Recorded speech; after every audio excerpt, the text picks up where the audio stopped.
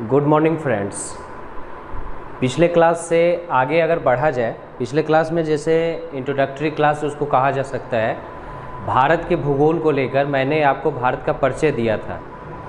कुछ चीज़ें उसमें अगर छूटी हैं तो उसको मैं फिर से रिपीट कर देना चाहता हूँ। एज ए कंपटीशन के लिए एग्ज़ाम पॉइंट ऑफ व्यू से आपके लिए क्या क्या क्वेश्चंस इंपॉर्टेंट है। जैसे जब हम भारत का अध्ययन करते हैं तो सभी चीज़ें संभव नहीं है कि आपको क्लासरूम में बताया जा सके। एज ए स्टूडेंट वो सारी चीज़ें आपको खुद ब खुद करनी भी पड़ती हैं। जैसे कि भारत का सबसे बड़ा राज्य कौन है जनसंख्या के हिसाब से और क्षेत्रफल के हिसाब से, जो आप जानते भी होंगे। उसी तरह से सबसे छोटे राज्य कौन से हैं। अगर हम 5 राज्यों का ऐसा क्रम लें, बड़े से छोटे की तरफ या छोटे से बड़े की तरफ, तो ये सारे वो चीज़ें हैं जो हमें याद होनी चाहिए। साथ ही साथ अगर पड़ोसी देशों की हम बात करें तो किन देशों की सीमाएं भारत से लगती हैं और किन राज्य की सीमाएं उन देशों से लगती हैं, ये भी आपके ऑब्जेक्टिव्स क्वेश्चंस के लिए बनते हैं। जैसे बांग्लादेश की सीमाएं अगर 4 ऑप्शन दे देता है और 4 ऑप्शन में एक ऐसा ऑप्शन है जो जिसकी सीमाएं बांग्लादेश से नहीं लगती हैं, तो आपका आंसर है। तो सीधा सा बात है कि आपको इस तरह से मैप वर्क करना है, इस तरह से मैप पर काम करना है जिससे कि आपका एक डीपली अध्ययन हो। मीन्स मैंने पिछले क्लास में ही बोला कि मैप जो है बहुत कुछ कहता है। मैप अपने आप में जीके या एक तरह से ज्ञान का भंडार है। जो आप देखते हैं मैप पर और उसको सही तरीके से ऑब्जर्व किया जाए, बहुत सारी चीज़ें होती है मैप पर। पॉलिटिकल और फिजिकल मैप जो होता है वो बहुत कुछ कहता है। तो सारी चीज़ें आपके ज्ञान के लिए हैं, ठीक है। देन आगे की क्लास को जारी रखते हुए, आगे की चीज़ों को समझते हुए भारत के परिप्रेक्ष्य में ही चर्चा करते हैं।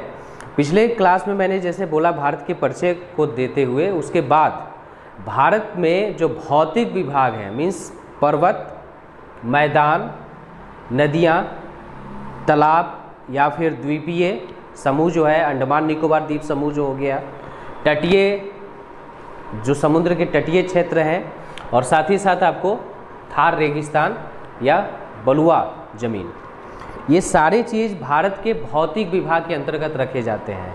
मीन्स जो व्यक्ति अगर ज्योग्राफी स्टार्ट कर रहा है और भारत के बारे में नहीं जानता है तो उसको ये जानना चाहिए, या किसी व्यक्ति को जानना चाहिए कि भारत का जो नक्शा आप देखते हैं तो किन किन जगहों पर पहाड़ है, किन किन जगहों पर पठार है, किन किन जगहों पर मैदान है और किस तरह की स्थलाकृति उन जगहों पर भारत में खासकर पाई जाती है। जब इन सब का अध्ययन हम करेंगे तो हमको एक संपूर्ण ज्ञान मिलता है भारत के बारे में, या यूँ कह सकते हैं कि हम मैप रीडिंग से ही या इन सारी चीज़ों के अध्ययन से हम एक 50% तो नॉलेज ले सकते हैं। क्योंकि ज्योग्राफी के बारे में जनरली कहा जाता है कि जब तक आप पैर से चलकर उन जगहों को नहीं देखते हैं तो ज्योग्राफी परिपूर्ण नहीं हो सकता। लेकिन फिर भी नॉलेज की जहाँ तक बात है तो वो एक समझ सकते हैं उन चीज़ों को, अगर आप बुक्स की सहारे हैं या फिर उस तरह की चीज़ें को अध्ययन कर रहे हैं। तो कुछ टर्मिनोलॉजी को मैं यहाँ क्लियर कर देना चाहता हूँ। अगर उस सब्जेक्ट को मैं टच करूँ, उससे पहले पिछले क्लास में जैसे मैंने प्रायद्वीप को क्लियर किया, द्वीप को क्लियर किया था, खाड़ी को क्लियर किया, उसी तरह से यहाँ पर भी कुछ टर्मिनोलॉजी, कुछ ऐसे टर्म है, कुछ ऐसे शब्द हैं जो आपको सामान्य रूप से ज्योग्राफी में जब आगे बढ़िएगा, जैसे हिमालय जब पढ़ाया जाएगा तो हिमालय की उत्पत्ति से संबंधित चीज़ों को, तो वो हल्के रूप से मैं यहाँ पर समझाना चाहूँगा, जो एज ए ज्योग्राफी स्टूडेंट ही नहीं, एक सिंपल जो नॉन ज्योग्राफी स्टूडेंट है, जो ज्योग्राफी से नहीं ताल्लुक़ रखता है, उसको भी समझ में आ जाए। डीपली अध्ययन के लिए मैं उसके लिए जैसे BA स्तर की या MA स्तर की जो किताबें होती है उस लेवल पर जो प्रश्न पूछे जाते हैं उसके लिए अलग से मैं वीडियो डालूंगा। तो 2-4 चीज़ें मैं क्लियर कर देना चाहता हूं, क्योंकि अगर हिमालय के स्ट्रक्चर को हम लोग समझते हैं तो हमें ये जानना होगा कि प्लेट क्या है। पहला शब्द आता है हमारे लिए प्लेट। प्लेट मूल रूप से ज्योग्राफी की बात हम कर रहे हैं। सामान्य रूप से आप जानते होंगे खाने वाले प्लेट को हम लोग प्लेट कहते हैं, बट प्लेट यहाँ पर ज्योग्राफिकल टर्म की अगर बात करें तो प्लेट टेक्टोनिक एक थ्योरी है, जिसको हम लोग हिंदी में मूल रूप से कह सकते हैं प्लेट विवर्तनिक सिद्धांत। इन द सेंस सिंपल तरीके से समझाया जाए आपको तो धरती जो है स्थिर नहीं है। जिस ज़मीन पर हम लोग खड़े होते हैं या जो ज़मीन हम लोग देख रहे हैं वो ज़मीन चलती है। ये सुनकर बहुत आश्चर्य लगता है, असंभव सा ख्याल आता है कि ऐसा हो सकता है क्या। ये बिल्कुल होता है। ज्योग्राफी में पृथ्वी की वो सारी क्रियाओं का हम लोग अध्ययन करते हैं। और विवर्तनिक सिद्धांत जो है अपने आप में यूनिक सिद्धांत है, आश्चर्य में डालने वाला सिद्धांत है।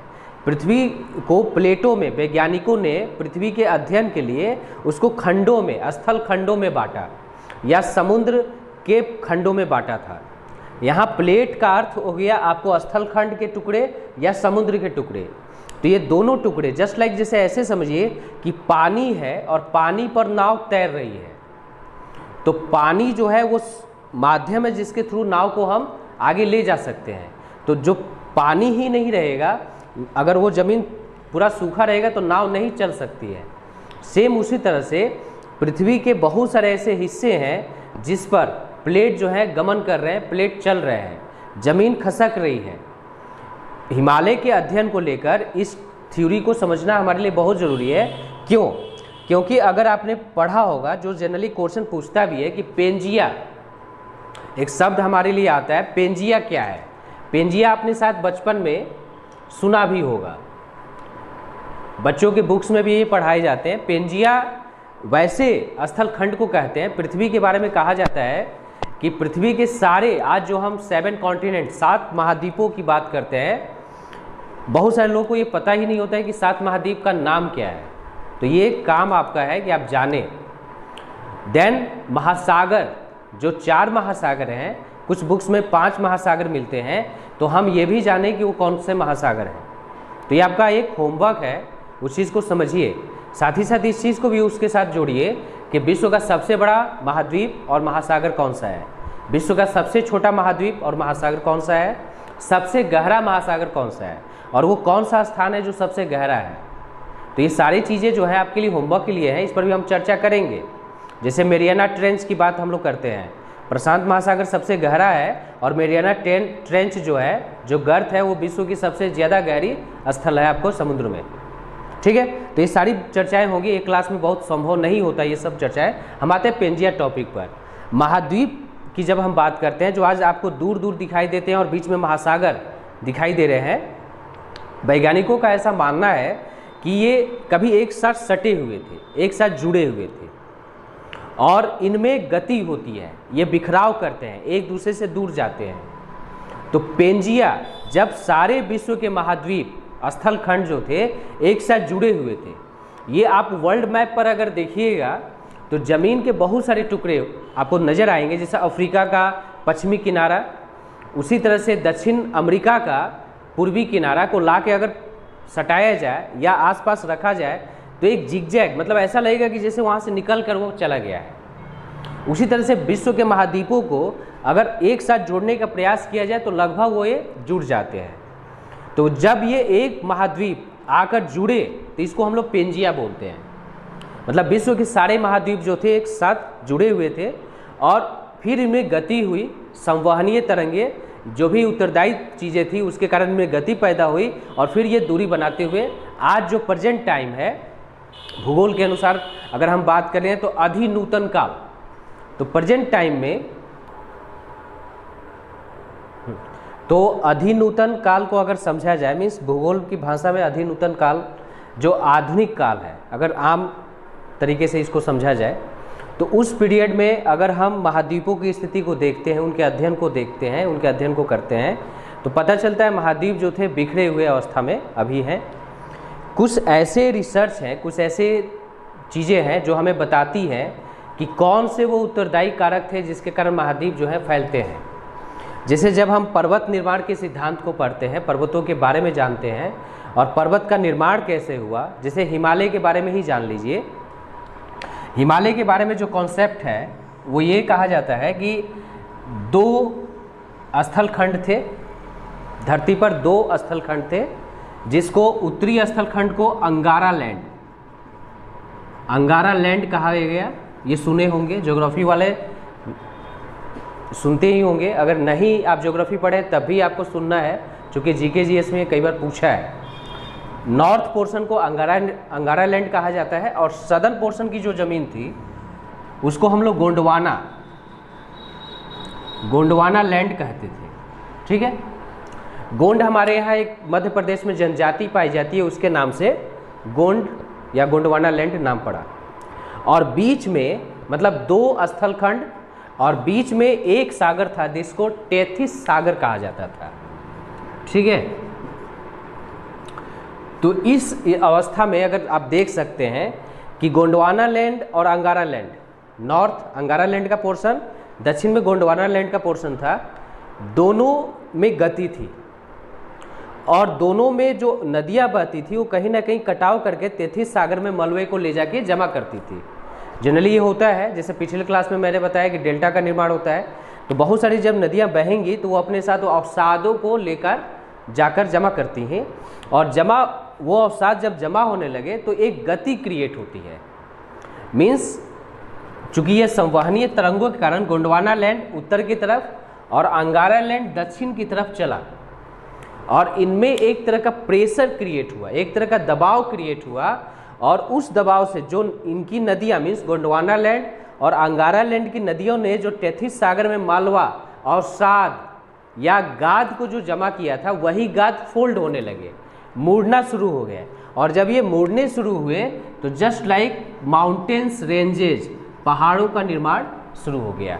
मीन्स इसको ऐसे आप समझ सकते हैं, अगर आप जनरल रूप से देखें, जैसे कि अगर ये प्लेट है और ये अंगारा लैंड का पोर्शन है और ये गोंडवाना लैंड का पोर्शन है, इस पर अगर प्रेशर पड़े, ये आपको टेथिस सागर का पोर्शन है जो इनके नदियों द्वारा लाए गए गाद से भरा और दोनों में फोल्ड, मतलब ये एक प्लेट ये दूसरा प्लेट, इनके फोल्ड से ये पोर्शन उठ गया।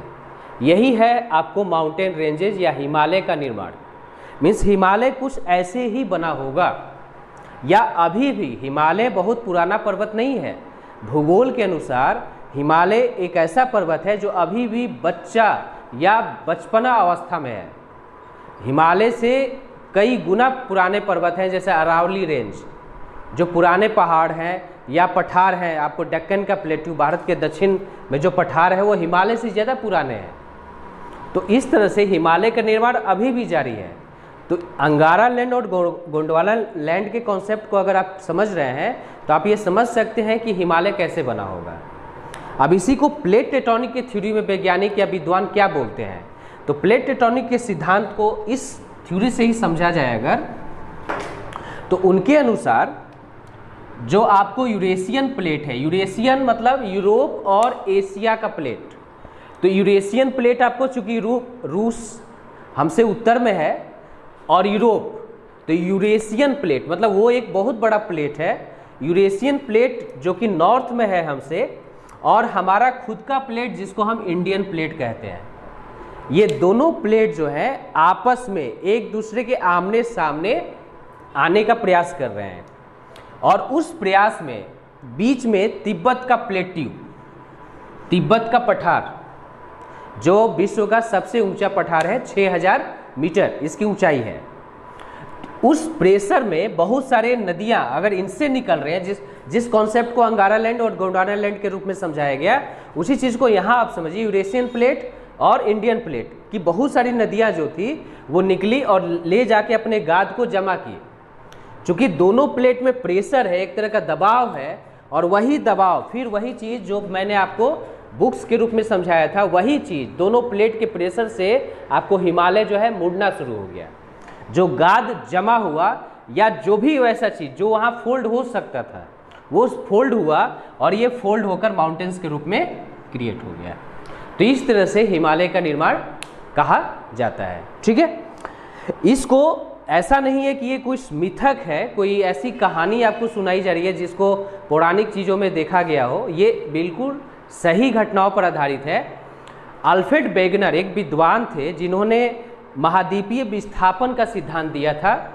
1912 के आसपास ये थ्योरी आई थी। अल्फ्रेड वेगनर के अनुसार महाद्वीप विस्थापित होते हैं। विस्थापित का अर्थ होता है एक जगह से दूसरी जगह जाना या सिंपल तरीके से हिलना, उनमें गति है। मीन्स महाद्वीपों का स्थान परिवर्तन होता रहता है। आधुनिक रिसर्च के अनुसार अगर आप बात करें तो भारत, जो आप भारत का नक्शा देख रहे हैं, भारत जो है हर साल मतलब 365 दिनों में भारत जो है 5 सेंटीमीटर लगभग हर साल 1 ईयर में आपको नॉर्थ डायरेक्शन की तरफ चला जा रहा है। मीन्स जिस अक्षांश और देशांतरीय विस्तार की चर्चा हमने कभी किया था आपको वीडियो में, वो देशांतरीय और अक्षांशीय विस्तार बदल रहा है भारत का। अगर 5 सेंटीमीटर लगभग भारत डिस्प्लेस हो रहा है, मान लीजिए 5 सेंटीमीटर यहाँ से यहाँ तक चला गया, तो ये 10 साल 50 सालों में एक लंबा दूरी तय कर रहा है। मीन्स हम अब नॉर्थ पोल की ओर जा रहे हैं। सुनने में आश्चर्य लगता है, लेकिन ये बिल्कुल फैक्ट है। यही है प्लेट की गति। इंडियन प्लेट जो है, आप इससे बहुत सारी क्रियाओं को सुन सकते हैं और स्पष्ट कर सकते हैं, जैसे ज्वालामुखी क्रिया का होना, भूकंप क्रियाओं का होना, ये सारे जो हैं आपको प्लेट टेक्टोनिक सिद्धांत, प्लेट विवर्तनिक सिद्धांत जब तक नहीं आया था तो एक रहस्य बना हुआ था इन सारी चीज़ों को लेकर। लेकिन जैसे वो सिद्धांत आया, उसने सारी चीज़ों को बहुत ओपन रख दिया, क्लियर कर दिया। तो इसी कारण वैसे बोला जाता है 1956 हैरी हेस ने सबसे पहले इसको दिया था। महासागरीय विस्थापन सिद्धांत भी है। मीन्स महासागर भी स्थिर नहीं है, जो जमीन आप देख रहे हैं वो चल रहे हैं, तो देन महासागर भी शिफ्ट कर रहे हैं, एक जगह से दूसरी जगह शिफ्ट कर रहे हैं। तो ये सारे वैज्ञानिक सिद्धांत जो थे, उसका मेन मकसद ये था समझाने का कि आप हिमालय के निर्माण को समझ सकें। भारत का जो स्ट्रक्चर है, भारत का जो निर्माण है, या नॉर्दर्न हिमालयन जो आप पढ़ते हैं, ये सारी घटनाएं जो है इससे जुड़ी हुई है। प्लेट टेक्टोनिक्स, प्लेट 3 तरह का होता है, ये भी मैं स्पष्ट कर देना चाहता हूँ। उनकी गति के अनुसार उनको डिवाइड किया गया है। जैसे प्लेट जो होते हैं, जमीन के बड़े बड़े टुकड़े, ये पहला जो प्लेट है, जिसमें मान लीजिए कि एक भारी प्लेट है 2.6 का और एक 2.5 का।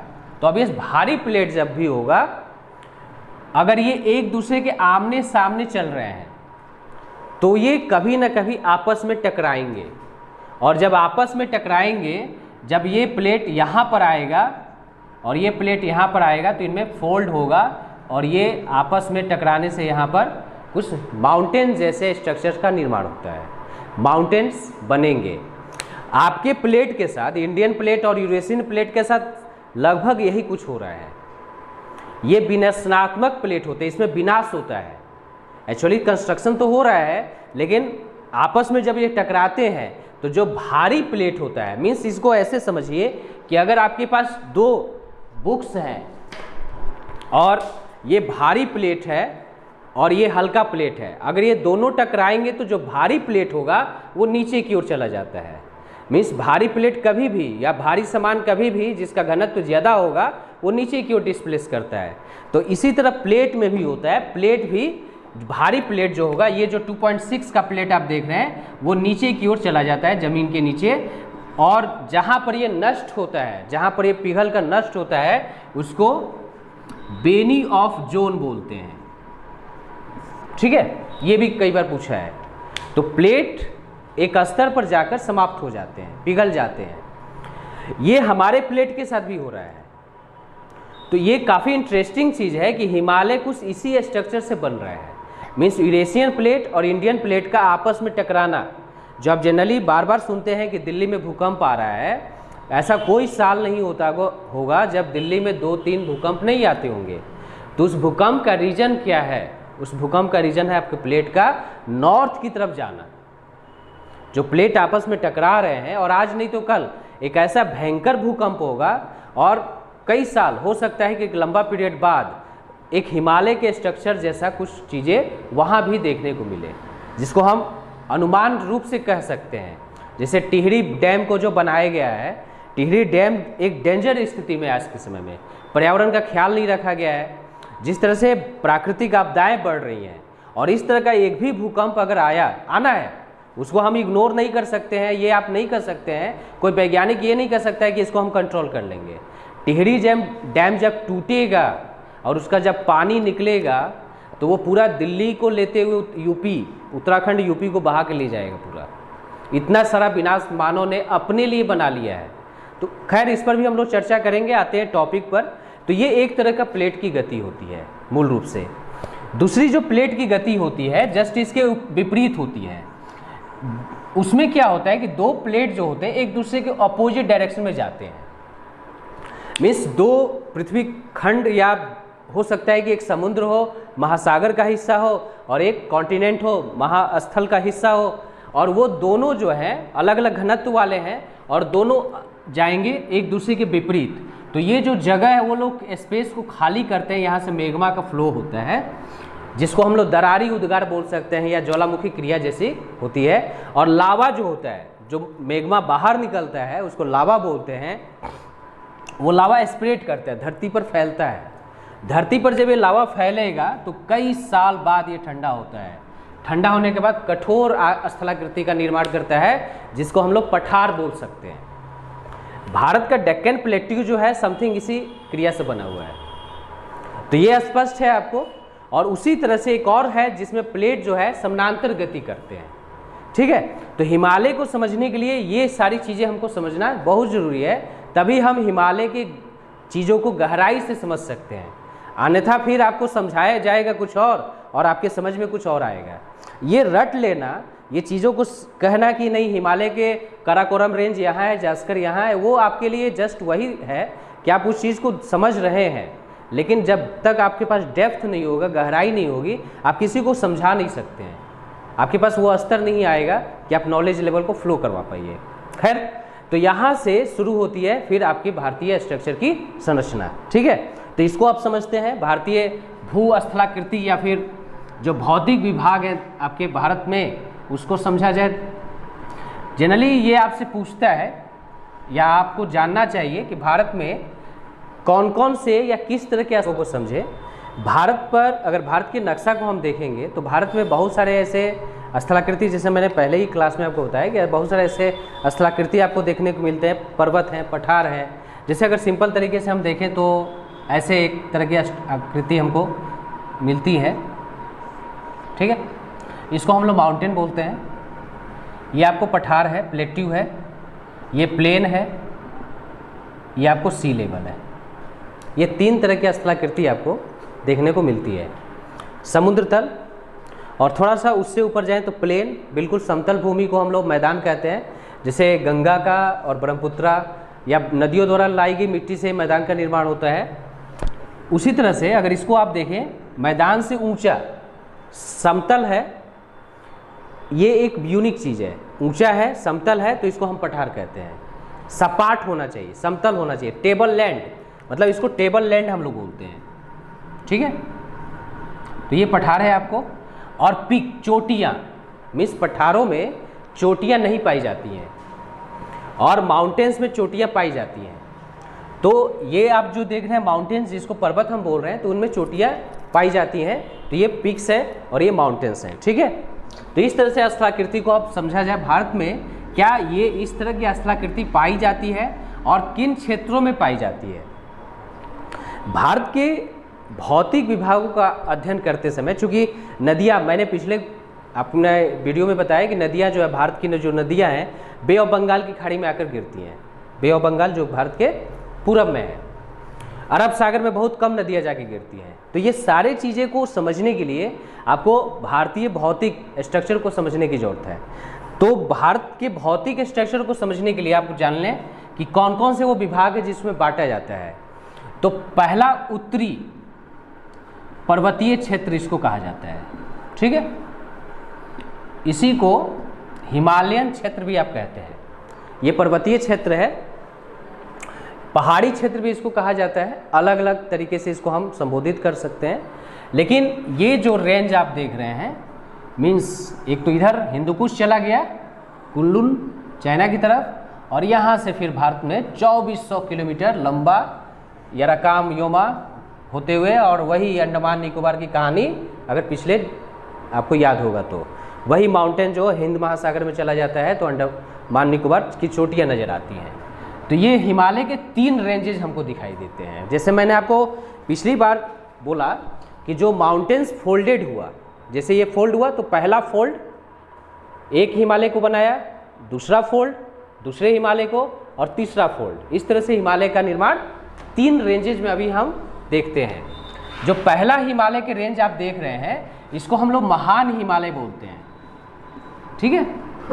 ये महान हिमालय का हिस्सा है, ग्रेटर हिमालय इसको हम लोग कहते हैं। उसके बाद, इसके बाद मतलब महान हिमालय के दक्षिण में आपको लघु हिमालय आता है। ये लघु हिमालय का हिस्सा है, लेसर हिमालय इसको कहा जाता है। और उसके बाद शिवालिक हिमालय आता है आपको मूल रूप से। शिवालिक एक नदी कभी बहा करती थी इस क्षेत्र में, जैसे मैंने बोला टेथिस सागर वाली कहानी, तो ये नदी भी इस क्षेत्र में थी कभी। और या सागर, ये जो आप कच्छ, रन ऑफ कच्छ देख रहे हैं, तो बहुत सारे भूगर्भ शास्त्री कहते हैं कि समुद्र का जो पानी था ये पूरा एरिया में फैला हुआ था, जब तक भारतीय प्लेट नहीं यहाँ था, इंडियन प्लेट नहीं था। और वही मलबा जो था आपको फोल्ड हुआ इंडियन प्लेट के दबाव से, और ये 3 रेंजेस, मतलब हिमालय के 3 श्रेणियाँ बनती हैं, जिसमें सबसे ऊंची जो चोटी थी, जो सबसे पहले बनी, रेंजेज मतलब कुछ में कई चोटियां हो सकती हैं, तो जो आप ये देख रहे हैं महान हिमालय, वो सबसे पहले बना था। विश्व के सारे अधिकतर आपको ऊंचे चोटियां, एवरेस्ट से लेकर कंचनजंगा, K2, ये सारे आपको ग्रेटर हिमालय में हैं, मीन्स महान हिमालय में आते हैं। लेसर हिमालय उसके बाद है, लघु हिमालय ही उसको कहा जाता है, या मध्य हिमालय कहा जाता है। क्यों मध्य हिमालय कहा जाता है? क्योंकि वो हिमालय, ग्रेटर हिमालय, महान हिमालय और शिवालिक के बीच में है। और सबसे दक्षिण का जो हिमालय है, जो अभी भी हिमालय की छोटी श्रेणियों के लिए जाना जाता है, जो बिहार में भी आपको फ्लो करता है, वो है शिवालिक हिमालय। तो इस तरह से हिमालय। एक चौथा हिमालय भी कई बुक्स में आपको देखने को मिलता है, जिसको हम लोग ट्रांस हिमालय बोलते हैं। मीन्स हिमालय के ग्रेटर हिमालय से नॉर्थ का जो हिमालय, जिसमें आपको मूल रूप से कैलाश श्रेणी को लिया जाता है, तो ये आपको, या काराकोरम श्रेणी को लिया जाता है, तो ये ट्रांस हिमालय का हिस्सा है। तो इसका विस्तार पूर्वक हम लोग चर्चा करेंगे जब हिमालय के स्ट्रक्चर को पढ़ेंगे। बहुत सारी चीज़ें हैं उसमें बताने के लिए और आपको समझने के लिए, ठीक है। देन आते हैं दूसरा जो हमको मिलता है, अगर क्षेत्र वाइज हम आ रहे हैं, मतलब नॉर्थ टू साउथ की तरफ अगर हम आ रहे हैं, तो हिमालय से अब नदियाँ निकलेंगी। हिमालय जब बन गया तो नदियाँ फ्लो होनी शुरू की, गंगा निकलनी शुरू की, यमुना निकलनी शुरू की, सतलज, सिंधु, और देन इधर से ब्रह्मपुत्रा आनी शुरू हो गई। तो इनकी मिट्टियाँ अब इन क्षेत्रों में लाकर बिछाया जाने लगा। जैसे मैंने डेल्टा के निर्माण में आपको कहानी सुनाया होगा, तो वो सारी चीज़ें नदियाँ अपनी मिट्टी को यहाँ जब ला के बिछाएंगी, तो ये बना आपको उत्तरी भारत का विशाल मैदान, ठीक है। तो ये उत्तरी भारत का विशाल मैदान हो गया, जिसको इंडो गैंगेटिक प्लेन कहते हैं। ये एक विशाल मैदान है और विश्व में आप बहुत भाग्यशाली हैं। भारत जैसे देश में आपका जन्म हुआ है, और जितनी उपजाऊ ज़मीन हमारे पास है, उतना विश्व के शायद ही किसी देश, शायद क्या है ही नहीं।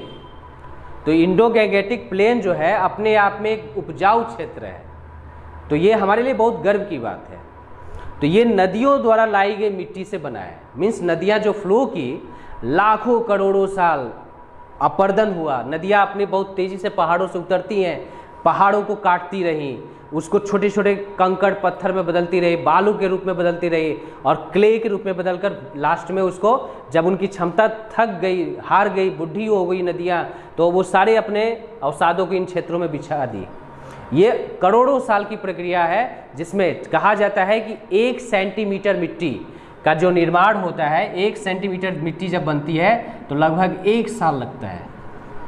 अब इससे आप अंदाज लगा सकते हैं कि ये पूरा जो उत्तरी मैदान है वो कितने सालों में निर्मित हुआ होगा। खैर, ये उत्तर भारत का उत्तरी मैदान, ये भी भारत का एक महत्वपूर्ण स्थलाकृतियों में लिया जाता है, ठीक है। उसके बाद तीसरा आते हैं, अगर हम साउथ में तीसरे तरफ आ रहे हैं, तो हमको बहुत सारे आपको माउंटेन्स रेंजेस छोटे छोटे मिलते हैं, साथ ही साथ समतल टेबल लैंड जिसको हम बात करते हैं, समतल पठार हमको मिलना शुरू होते हैं। अरावली का रेंज हमको मिलना शुरू हो जाता है बहुत तरह से, जैसे उत्तरी घाट, पूर्वी घाट, पश्चिमी घाट के पर्वत हमको मिलने शुरू हो जाते हैं। मीन्स हिमालय जैसे नहीं है, हिमालय से काफ़ी छोटे हैं और इनकी उम्र जो है बहुत पुरानी है। डेक्कन प्लेटू इसी को कहते हैं, मतलब दक्षिण भारत का पठार। ये है प्रायद्वीपीय पठार। अब प्रायद्वीपीय पठार क्यों कहते हैं, तो आपको पहले ही बताया जा चुका है कि प्रायद्वीप कहते किसको हैं। तो 3 वैसा स्थलखंड जिसके 3 ओर बे ऑफ बंगाल, अरब सागर पश्चिम में और हिंद महासागर, 3 ओर जल हो, उसको प्रायद्वीप कहा जाता है। तो भारत एक प्रायद्वीप है, तो यही पठार की जो आकृति आप देख रहे हैं, चूंकि वो पठार जो है भारत के साउथ में है, तो ये पूरी तरह से प्रायद्वीपीय पठार का रेंज है। ठीक है, तो इस तरह से भारत के 3 स्थलाकृति को आप अभी तक आपने देखा भौतिक विभाग को। उसके बाद और भी है जिसको आपको समझना है। डेक्कन के प्लेट्यू के बाद अगर हम बात करें, जैसे मैंने आपको अभी बोला, ये तटीय क्षेत्र है जो आप देख रहे हैं, चूंकि ये भारत के पश्चिम में है और ये भी तटीय क्षेत्र है, ये भारत के पूरब में है। तो ये तटीय क्षेत्र जो है, यहाँ भी नदियाँ जो है डेल्टा का निर्माण की और मिट्टी को वहाँ ले जाके बिछा दी। तो मिट्टी के बिछने से या तटीय क्षेत्र होने से वो मिट्टी उपजाऊ है जहाँ हम खेती कर सकते हैं। तो ये एक स्थलाकृति का निर्माण करते हैं या भौतिक विभाग का निर्माण करते हैं, जिसको तटीय मैदान हम लोग कहते हैं, जिसमें 2 भाग होते हैं। तटीय मैदान को 2 भागों में बांटा जाता है। एक आपको है पूर्वी तटीय मैदान और दूसरा है पश्चिमी तटीय मैदान। तो ये 2 हैं, पूर्वी तटीय मैदान और पश्चिमी तटीय मैदान। ऑब्वियस पूर्वी तटीय मैदान ज़्यादा चौड़ा है, उसका कारण आपको पहले डिफाइन किया जा चुका है, फिर बता देते हैं। नदियाँ कटाव करती हैं, बहुत ज़्यादा मिट्टी यहाँ बिछाएंगी तो ये चौड़ा होगा। इधर अपरदन बहुत कम होता है, पठारी क्षेत्र है, और नदियाँ एस्चुरी का निर्माण करती है। ज्वार नदमुख याद होगा पिछले वाले वीडियो में, तो ज्वार नदमुख के कारण ये क्षेत्र जो है आपको संकरा है। तो इस तरह से ये आपको एक स्थलाकृति का हिस्सा हो गया। उसके बाद आते हैं तो राजस्थान के बारे में आपने सुना होगा, तो ये थार रेगिस्तान है, थार मरुस्थल जिसको कहा जाता है। अब सवाल ये उठता है कि मरुस्थल कहते किसको हैं? तो सामान्य परिभाषाओं की अगर बात करें हम, तो वैसा स्थल जहाँ 25 सेंटीमीटर से कम वर्षा हो वो है मरुस्थल। बंजर, तो जहाँ 25 सेंटीमीटर से कम वर्षा होती है तो थार मरुस्थल है। लेह लद्दाख का क्षेत्र भी 25 सेंटीमीटर से कम वर्षा होती है तो शुष्क मरुस्थल इसको हम बोल रहे हैं, और वह ठंड मरुस्थल है, मीन्स वहाँ ठंडी पड़ रही है। तो ये यहाँ पर वर्षा ना के बराबर होती है। और अरावली रेंज की स्थिति को जब आप देखिएगा तो अरावली रेंज जो है, मानसूनी हवाएं अगर जाती हैं तो अरावली रेंज के कारण वो इधर पश्चिम की तरफ नहीं टर्न लेती हैं, घूम नहीं पाती हैं। यही कारण है कि ये पूरा प्रदेश जो है शुष्क हो जाता है और यहाँ पर वर्षा नहीं होती है, तो वो थार मरुस्थल में बदल चुका है। ठीक है, तो ये एक हो गया आपके पास भौतिक विभाग। उसके बाद अगर अध्ययन करें, जो आपने द्वीपों के बारे में सुना होगा, जैसे मैंने पिछले क्लास में भी या इस क्लास में भी चर्चा की, अंडमान निकोबार द्वीप समूह।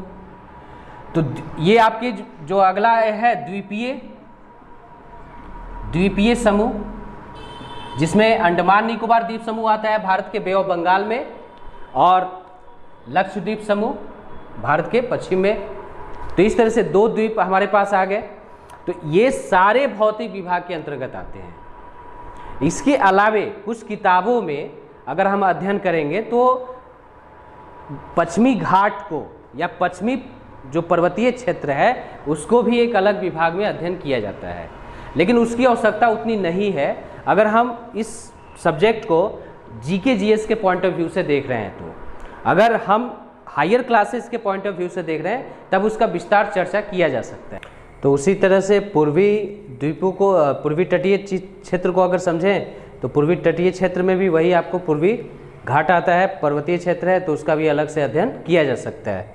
ठीक है, तो मित्रों मीन्स लगा कि एक भौतिक विभाग का अध्ययन जो हम कर रहे हैं तो वो एक विस्तार पूर्वक चर्चा किया जाए उसका, तो इससे आपको हिमालय के स्ट्रक्चर को समझने में मदद मिलेगी। साथ ही साथ भारत जब हम लोग पढ़ेंगे भौतिक विभाग अलग अलग आप सेपरेट, मीन्स पिछले क्लासेस से अगर कंटिन्यूटी की बात करें तो आगे के क्लासेज में हम लोग महान हिमालय के बारे में और हिमालय की संरचनाओं के बारे में अध्ययन करेंगे। साथ ही साथ भूगोल में आपको जियोलॉजिकल पीरियड होता है, मीन्स जैसे धर्म के अनुसार कलयुग, त्रेता, द्वापर, इस तरह की बातें हम लोग करते हैं, उसी तरह से आपको पृथ्वी के अध्ययन को लेकर हम लोग भूगोल का एक टाइम टेबल है, भूगोल की एक स्केल है, उसके आधार पर कौन सा स्ट्रक्चर किस काल में बना था, और भारतीय परिप्रेक्ष्य में भी जैसे विंध्यन रेंज का निर्माण हुआ, अरावली रेंज का निर्माण हुआ, तो ये सारे अगले वीडियो में हम लोग इस पर चर्चा करेंगे। तो नेक्स्ट वीडियो हम लोग का हिमालय स्ट्रक्चर को लेकर होगा, हिमालय की संरचना को लेकर, उसके विस्तार को लेकर। साथ ही साथ जब हिमालय हम लोग अध्ययन करेंगे तो दर्रे के बारे में भी अध्ययन करेंगे, दर्रा क्या होता है, घाटियाँ क्या होती हैं, और वो सारे स्थानों का विस्तार पूर्वक चर्चा करेंगे। तो थैंक यू, दैट्स ऑल।